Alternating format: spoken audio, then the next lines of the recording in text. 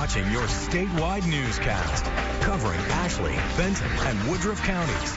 This is Arkansas Today in high definition.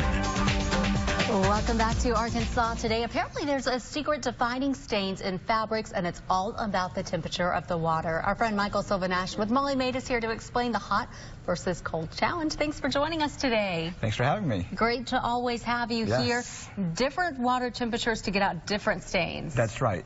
If you don't use the right water, and if you don't do it immediately, it can make the stain permanent. Okay. So you want to make sure you're using the right water to remove the stain. Okay. Hot water is usually used to remove protein-based stains, while cold water is used for like beverages, food, and water paint-based stains. Okay, let's talk about some of these examples specifically. Right, so here we have some dirt, and for dirt, you would typically use warm water.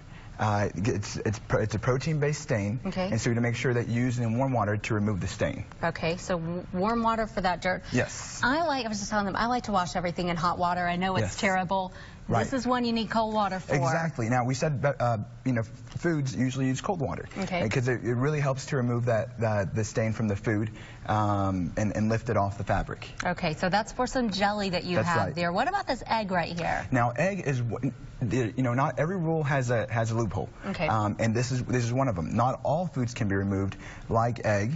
You have to use warm water to remove the egg because it is a protein-based stain. Okay, what about this mustard? If there's anything that ever gets on your clothes, if you've been to a ball game and you're pouring mustard on that hot dog, it gets on your clothes. Yes, and if you use cold water, you might as well dedicate that shirt to be your hot dog eating shirt, because you should be using warm water to remove the mustard stain. Okay, this is very interesting. Back to chocolate. Right. Now, chocolate, it's one of those that falls within the rules, so you should use cold water to remove that chocolate stain. Okay, so toddler parent, I do that a lot. Also ketchup, going back to the hot dog, this can be a problem if you're using mustard and ketchup on the hot dog. Ketchup is another protein-based stain, so you want to use warm water to remove that ketchup stain from the shirt or from the fabric. Okay, and finally, you spill some of that drink, the Coca-Cola, on your shirt or on any fabric on the couch. Right. What do you get out with? It's cold water. Okay. You use cold water to remove that. Now, you got to keep in mind that you should do these as quickly as possible to lift that stain. If you let it set for too long, it's a typical rule on anything. Even if you don't have warm water, cold water, whatever you have would be better than nothing at all. Okay, any tips from an expert?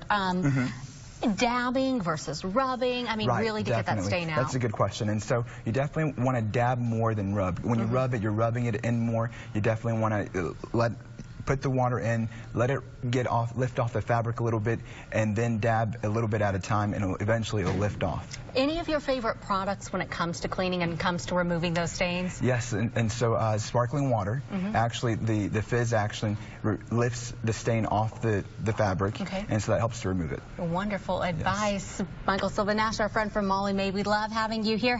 How can they give you a call and get a cleaning at their home? Right, they can give us a call at 758-9996, or you can visit us at mollymaid.com.